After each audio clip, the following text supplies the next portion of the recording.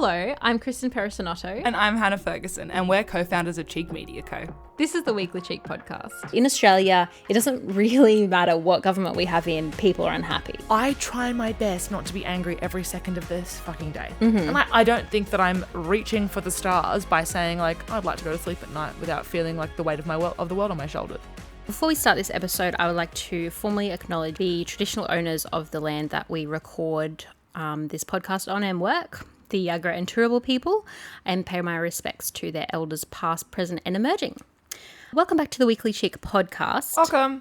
So in this episode, we are going to be posing the question, who is happier, a conservative or a progressive? So essentially what has happened is that about a week ago, I read this guest essay, an opinion piece by the New York Times. It wasn't by the New York Times, it was actually by Thomas Edsall. But it's in the New York Times. Thomas, if you're out there, very interesting piece. But essentially what the essay, the title is, Conservatives are happier than Liberals discuss. Obviously liberals meaning democratic, aligned progressives in the American system. So yeah, we would say an Australian progressive. So majority of this essay, it was not really an essay. I mean, it was an essay, but it wasn't the essay I like. It's just like a lot of different research paragraphs like plugged in with like a sentence or two around it. So I'm a bit like, boring. Give me the juice, Thomas. But so it wasn't really his opinion. It was. I mean, it was, but it was just like, you know, when it's just like sentence, paragraph by someone else, sentence, paragraph by someone else. Oh, okay. So he's like really collated. Giving me what I want here. Yeah. Which is the squeeze. Yes. Which is what we do on Cheek if you're not following us. That's why you're here to hear me rip apart Thomas, who is like a weekly columnist. So he's very successful and I'm ripping him. Anyway, I want to start with giving you a little bit of the research that I thought, oh, that suits my agenda. After we've just said that it's shit. But there were some parts of it that it's not his research. He's just propping in a paragraph. Who do you think's happier? Conservatives. Yeah, I would say the same. Because they just... End of pod. Okay, so obviously this is a progressive podcast. So I always assume that I'm talking to... Progressives. You're not. Yeah. A couple of my hi, little family members. Hi if you're listening, if you're a conservative. So I'm going to try and be unbiased, but I'm biased. So if I'm going to be really... Okay, so what... A lot of the responses, because Hannah put this up on Instagram, and a lot of the responses, it was like conservatives or progressives, who are happier and then why. And a lot of the responses were kind of along the lines of like, ignorance is bliss. Conservatives for, you know, the most part, blah, blah, blah, stereotypical, whatever. Conservatives for the most part are not aware of a lot of serious issues in our society, and also they don't really want to make themselves aware of it. Like, ignorance truly is bliss. Like, they have made themselves ignorant in some ways. They don't want to go out looking for it. They don't want to think about it. They just want to like have their blinkers on. And this is kind of, I relate it to this whole like very patriotic Australian culture, where it's like, wow, we are so lucky to live here, which is also, it's very American, you know, this is the best country in the world kind of vibes. And it's like, well, not true. It is if you're, you know, white and privileged, but honestly you could thrive anywhere. That's so interesting. I just realized that. Oh my God. All those people who are like, this is the best place ever. It's like, you could literally be fucking anywhere and it would be the best place ever. For you. Yeah. Wow, revolutionary. So, however, the other thing is, and I don't have the research on hand, but did you know that the brains of people who are conservative and progressive are actually different? No, because I don't read neurological studies in my free time, but do go on, Queen. So this is, I don't know much about this, so definitely do your own research, but I think it is interesting. When someone told me about this, I was like, whatever. Yeah. Cop out. That's an excuse. But apparently the way that their minds work is different. And it is based around the way that, you know, the progressives, the bleeding hearts, you know, always looking out for the people who are less privileged, you know, all that horrible stuff that we're accused of. Snowflakes, sensitive, blah, blah, blah. And it does show, apparently, that there is research that shows that the way a conservative's mind works is it's like me first. Yeah. And, you know, I guess you could argue, which I don't want to, but I will, that if that's the way your mind works, there is an element of like, well, what else can you do? Well, I think this fits in quite well here. So one of the first research paragraphs that is in this essay, right, is that so they used nationally representative samples from the United States and 9 other countries, and these researchers who are Napier and Jost note that they consistently found conservatives right wingers are happier than left wingers.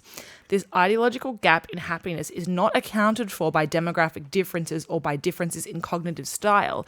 We did find, however, that the rationalization of inequality, a core component of conservative ideology, helps to explain why conservatives are, on average, happier than progressives. So saying how you rationalize how inequality works makes them happier. Oh, yeah, because they think that everyone gets what they deserve. Yes. Wow, that makes a lot of sense. And that just everyone knows a conservative, liberal national voter. Yes. Or worse, Pauline Hanson, who look at, people who are experiencing poverty and they're just like, well, they didn't even finish high school. But so much of this evidence is contradictory too. So this other viewpoint Schlenker, Chambers and Lee's paper says conservatives score higher than liberals on personality and attitude measures that are traditionally associated with positive adjustment and mental health, including personal agency, positive outlook, transcendent moral beliefs, and generalized belief in fairness. See, I don't think that necessarily disagrees with the first. I think that the way that they perceive and comprehend that information is just the same because I think that people who are conservative are generally in a category of life and lifestyle and demographic that is better because they're more privileged. Yeah. Right? So the way they equate fairness and equality is because it's suitable to them. Yeah. Right? That's what I think too.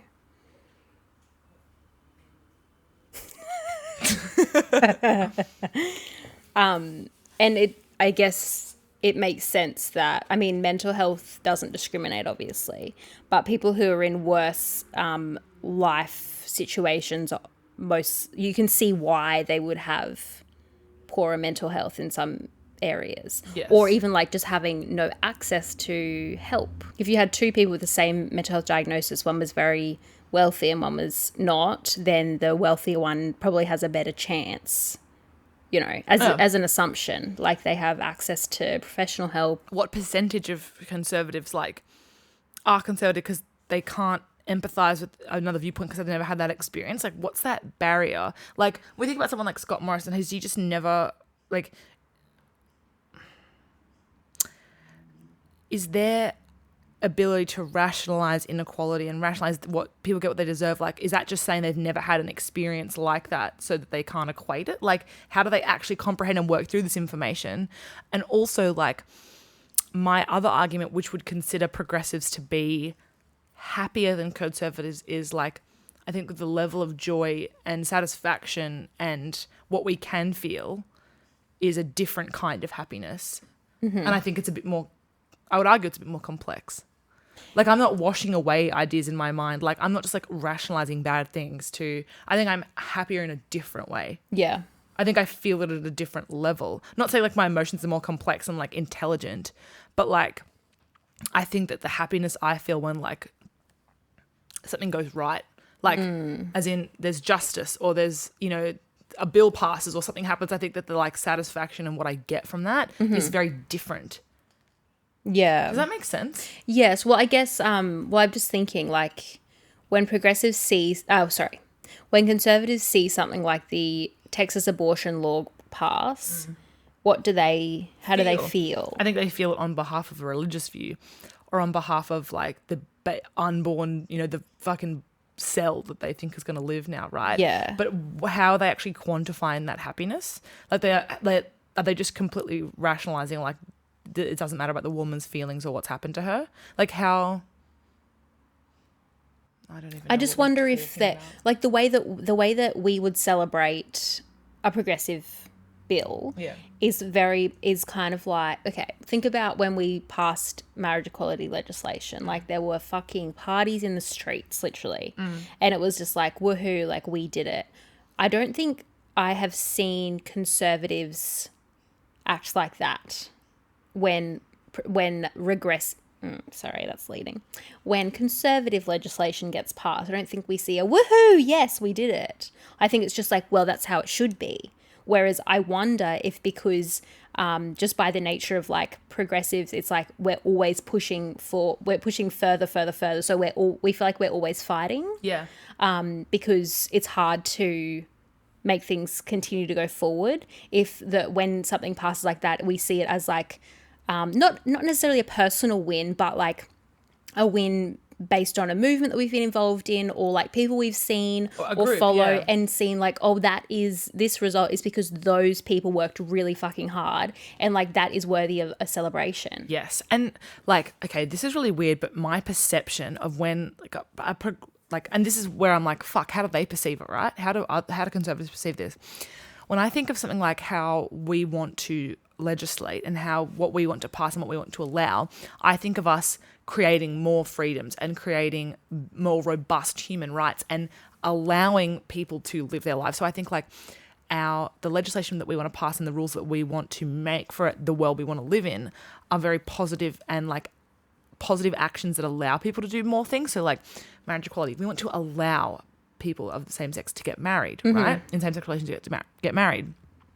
But then I think of what conservative bills are like, and that's preventative. Yeah. Like I see it as, okay, you want to prevent women from getting an abortion. I don't see it as but they must perceive it as, we want to allow the fetus to be born. Yes. And we want to, but with same-sex marriage, it's like, do they think we want to allow like traditional marriage to be prevail. Like sullied? Yeah. Like it's really weird the way it's like, I see it as preventative versus like, I see what they do as gatekeeping, and I see what we do as like allowing people to experience more things. Whereas I think they must see it the opposite way, and I've never thought about that before. But it's like, yeah, it's pretty crazy. But then I guess they see us as like, oh, we're trying to prevent, like we're trying to stop coal mines. Yeah, trying to stop this when it's actually we're like stop trying to religion. improve climate action. Like so weird the way it's like a gatekeep versus an allowance. Yeah, and the way that like coin can be flipped. Yeah. And how that like impacts on their happiness. But it's like, it's just confusing to me that someone's happiness could be, we don't want to allow people to do things because that's going to make me unhappy. It's not going to make them happy. Yes, but if and often it is tied to religion, it's because they think that's how the world should be based on, whatever how religion. It's always been. I just struggle with the fact that people don't understand that things have always been changing. Yeah, and that's the other thing is like what I said before, where progressives are always pushing for change. Like it's not natural. Like no one likes change. Like we do, all humans have a disposition to want to keep things the same. Yeah, and because traditionally governments are more conservative than their people. That's even it's even more so. It's strengthened in government, and so every time we want something, somebody has to like fight really hard for it. It's just so interesting. Like, I know I'm getting off topic again, but like I think about the existence of like the British royal family, and I'm like, the fact that they still exist is confusing to me. Weird. Like, because I'm sitting here like, oh, that won't exist in 50 years. Yeah. Like I just know it. And I'm so confident about that. But who's going to have that fight? When the Queen dies. I don't know. I really don't know. I think I will. Do you think that Prince William is going to be like, no thanks? Well, yeah, I mean, it's so fucked. Like, I don't think it's been strong in a long time. I think it's never, and I don't think it holds power. Oh, Charles. Charles sucks. But he won't want to give up the... No, but he'll be bad, and then they'll be like, what's the point of this anymore? What is this institution? So how does it actually get with a referendum? Well, for us, we'd have to become a republic, right? And that would take a referendum. I don't know if that's going to happen because it's expensive and hard. And that's the thing. I think the only thing preventing this country from changing is like the value in terms of our economy and what will happen if we leave, and the cost involved. Yeah, I just don't know. Like, honestly, like I wouldn't fight for that cause. If you had to vote in a referendum, what way would you vote? Oh, I would vote leave. Yeah. I would vote become a republic. Yeah. But I'm not going to like take to the streets about it. No. Like it's just not. And that might just be because it's not my issue. And I'm very like, I make sure that I'm like, this is my issue. That's not my issue. That's someone else's fight to have. Because otherwise, like, I don't want to sleep for like 1 minute a night because I have all of these issues. No. But like, I just don't feel it's not the hill. I don't think that young people feel that passionately about it, for example. Yeah, I know, because they are just sort of sitting quietly. Yeah. Like, honestly, I'm like, what does she have to do with me, honestly? No, but that's part of the problem too. Like, I care about this slightly more than you, but I'm like, I just don't, like, I love the royals, but I don't see the point. I don't care about them. I enjoy The Crown. The show, great, yeah. The documentary, it's very good. I was like, what have you seen that I haven't seen? No. The Crown documentary. So we did put up a poll, as we mentioned, on our Instagram at Cheek Media Co, if you're not following. See, a lot of people said, which I thought was interesting and not necessarily true in the way that they would perceive it. A lot of people said things to the effect of, well, Conservatives would be happier because things are going their way. Interesting perspective. They would be unhappy because they think things are going our way. Exactly. I think that we are inclined to believe that the other one is winning. Yeah. Well, otherwise, how do you, you have to, because otherwise, like, if you take your foot off the pedal for 1 second. Ow, I just hit myself in the... everything will just go back. Well, the thing is, from our perspective, we've got the Morrison government in.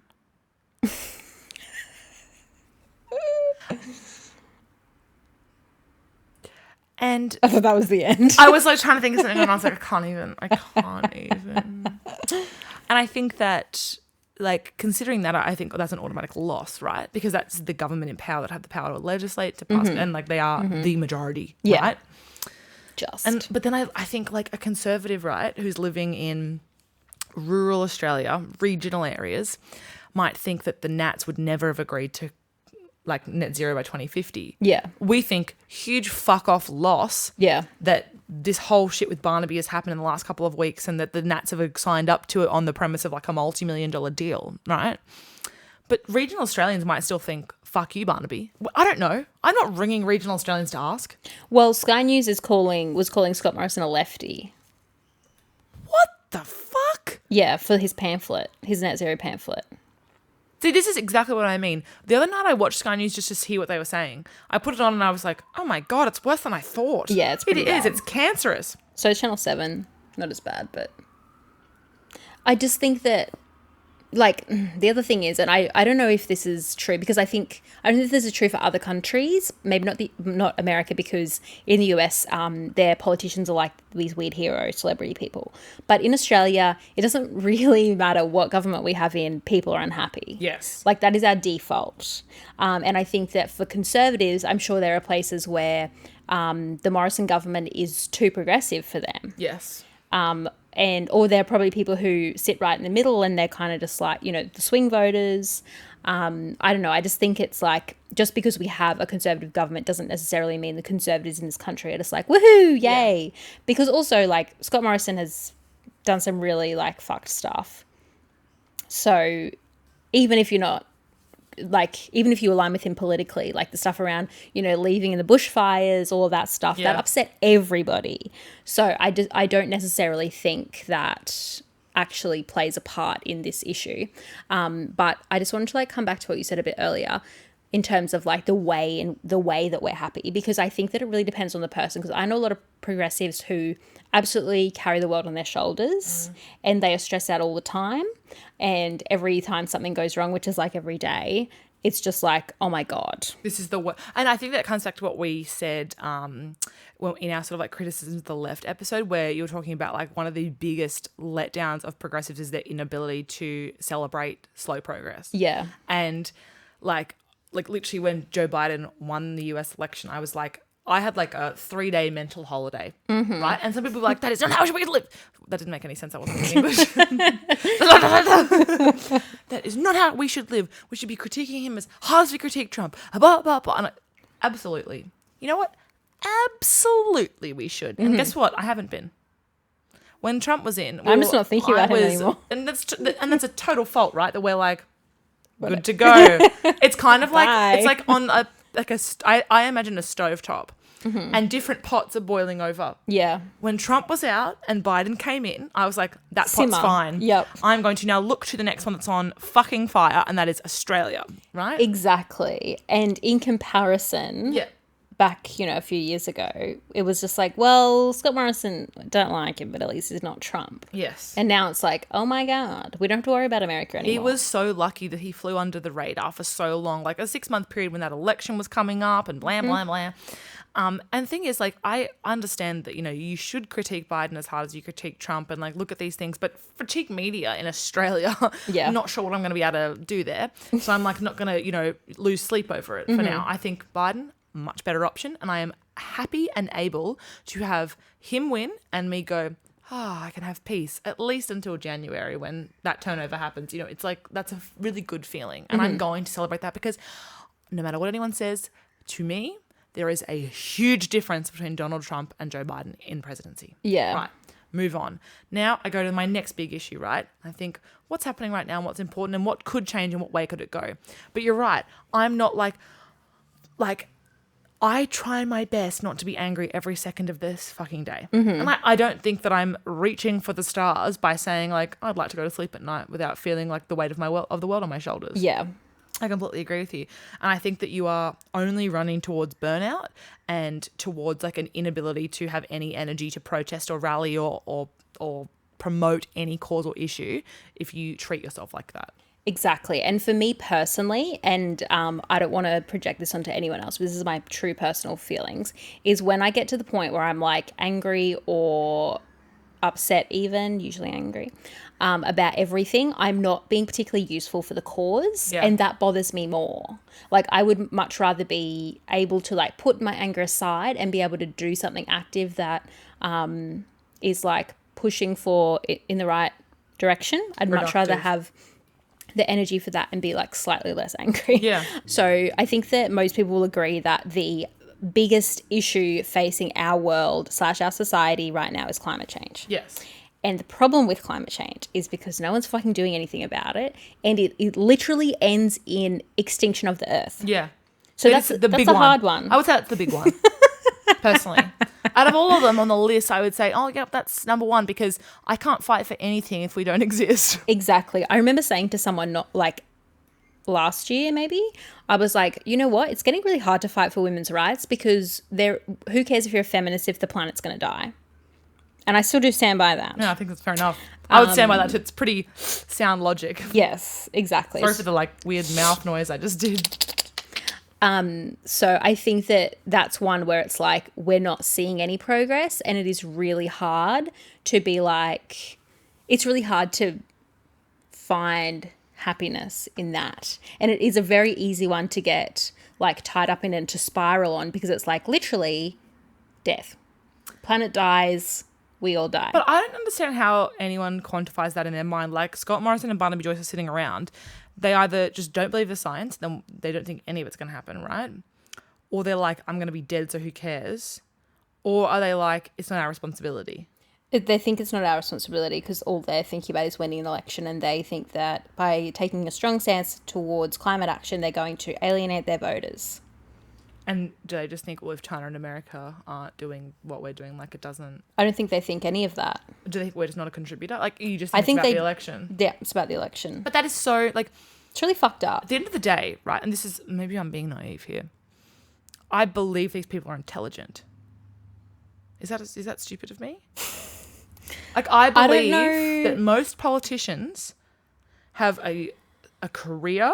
Queen... One of our politicians this week said, it's the solar panel thing. Show me a solar panel that works in the dark. He is a former electrician. I think they said these things like I believe that Barnaby Joyce and Scott Morrison. Do you think have a he brain just said that? Because a lot of people have said he just said that to dramatize the situation. Do you think does he not care that he's making himself look like a fucking idiot? I mean, anyways, it's not. Most men don't think they look like fucking idiots. To be a middle-aged white man. Yeah, but they don't think. Like, I think that Barnaby Joyce and Scott Morrison have a brain each. I think they do. Mm-hmm. And that's why I'm like, what? Like, there is capacity here for some complex thought. Is there? I think in order to be as calculated, as absent, as in denial as them, they have to know enough to know what to do. Even Barnaby? I think Barnaby is actually smarter than we think. I really don't know, because a lot of it's like political theatre and spin and like... But that's what I mean. Getting in the media. But I think that having those skills means there's something. Up there. Yeah. I think these people are more capable than we give them credit for, and that's why when we like degrade their thoughts to a certain point, I'm like, I just don't know if that's... I don't know if that's fair, because I actually think that it's worse if they know and they're not doing anything. I think they definitely know. This is what I'm saying. Yeah. Like when we say like, oh, they just think it's not my responsibility and it's like they're looking for the next election. But I think that because it's a particular evil to me, because I think they do know. Yeah. I don't think they do know what the right path is. Yeah. So if they're denying the science, I think they're fucking idiots, right? Mm-hmm. But it's not that. I don't think so, because otherwise we would never have got the pamphlet if they were denying the science. I don't think Scott is, but I think the Nats are. I think there are definitely climate change deniers in the Nats, but I don't know that Barnaby's one of them. No, I think that Barnaby just thinks that the burden of climate action will lie with regional and rural Australians. Yeah, which, like, the Farmers Coalition wants net zero by 2050. So check your facts, Barnaby. They've come out and said that the farmers are not their voter base. Oh my God. What? What? I mean, I guess like what it comes down to is like when we think of politicians and we think of ourselves and how we act and how we make choices and all these different things, right? Like I think I'm probably fundamentally less happy than a conservative, because I see so much of what we could be doing that we're not, and seeing the absence of change when I know what we could have done by now is really hurtful. And the thing is that I also feel like I can't help feeling that I'm like deeply unhappy that I know things are going to go really wrong in our lifetime because of decisions that are being made now. And like that's really hard to escape, that like niggling feeling. Doom, kneeling and impending doom. I feel like, I don't know, I think I'm quite a happy person, and I would much rather be cognizant of the issues because I feel like I'm in a position where I have the power to like make some change, and I wouldn't trade that for anything. Like some days I'm like, wow, ignorance, that must be so peaceful. Like, just what a like, life you must lead. Like just reading something and thinking, oh, I'm going to move about my day. Yeah. But like, I can't be at work or I can't be doing something without thinking about these things. Mm-hmm. Like I'm eating dinner, I'm fucking thinking about these things. Yeah. Like it doesn't really leave.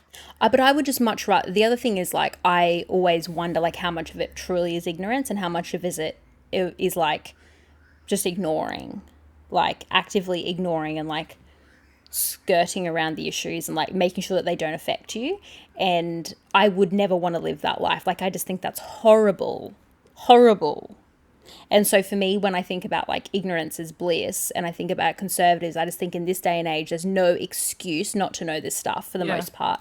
Like, and there's lots of people who don't have, but in Australia, there is a very few people who actually genuinely may not have come into contact with the very serious issues that we're facing in this country, in the world, particularly in, climate change is not just in Australia. And I just think that ignoring those issues and pretending that they don't exist and, worrying about your fucking franking credits or whatever, like that's just not acceptable to me. Like it's not like, oh, I didn't know. It's like you don't want to know and you don't want to think about it. And I just would much rather be like a bit angry or very angry than be someone who's just like, ha! Indifferent or worse, ignorant. Exactly. Ugh, I feel sick. Self-care. I think, I don't know. I just want to we always say this, let's end on a high note. Let's end on a positive. What is it? I don't know. I just think that I don't know, my sister would say I'm being such a capitalist for the thing that I said about how if I'm too angry or too sad, I'm being useless. That's a personal thought. But I think that I like that. If you do believe that there is something you can do to contribute, I think that can make you happier because it can give you hope and purpose and fulfill you. And honestly, there is no better feeling than being at a rally, honestly. Absolutely. And or a protest. The best conversations I have with people, I think, are about political issues. Yeah. And when we agree and when we talk about it, it's just this feeling that I'm just oh, I know what I'm doing. I feel so validated and fulfilled in those conversations and saying how fucked is this? Or did you see this on the news? And actually having a complex conversation with someone where they're oh no, I completely agree and I thought this and this and this, and learning from that experience and having those discussions, I'm wow, that even though it's a shit state of the world, I feel like empowered by that. Yes. And I feel like empowered being in those spaces. I Yeah. love being in the room and like thinking these people know so much more than me. Like Yes. it's such a good feeling, and I know I'm in the right place. Yeah. And I know I'm like doing exactly what I should and want to be doing. Also in times of, and I know this is, you know, maybe people would disagree with me, but in times of like political turmoil and someone like Scott Morrison being in charge of the country, like the incredible changes that people can make, and like how people come together is very important. It's very powerful. And those kind of changes often do not happen if we have a government that aligns with us more so. That's kind of like when people say like they're winning. Yeah. It's like, well, if Labor was in, like sometimes we take our foot off the pedal. I think everyone does, right? So if Exactly. Labor was the government that was in, like we think, oh, it's okay because it's better. It's not perfect. It's not even close to perfect, but it's better. So we'll just, and then the Conservatives become stronger because they're losing, like in inverted commas. Like, do you get what I mean? Like it's really interesting to see how you flip the coin and whoever's in power makes the other side feel like they've lost something. Exactly. And it makes that movement rise. Yeah. And just like before we finish, do you watch The Good Fight? No. So The Good Fight is a spin-off TV series from The Good Wife. Have you heard of that? No. Anyway, it's on Stan. The Good Fight is on Stan. And basically there's this like one episode that has the main protagonist. She's a woman. She's a lawyer in a higher position. And she's very political, progressive. And she like gets a concussion and she has this like dream where it's an alternate reality. And Hillary won the election, beat Trump. And like the Me Too movement didn't happen, and all of these like progressive movements that were born from Trump being like a complete fucking misogynistic piece of shit did not happen. And basically the vibe was like, this is fiction obviously, the vibe was like, oh, she can do no wrong because she's a woman and she's like perfect, and like we can't say anything bad about her because she's a woman and she's done it.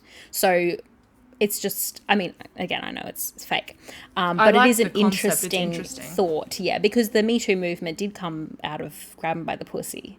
Like the Me Too movement and subsequent movements would never have had the explosion and the rise that they did if it weren't for Trump. Yeah. So, you know, there's always positives and horrible things happening. You just have to look for the positives.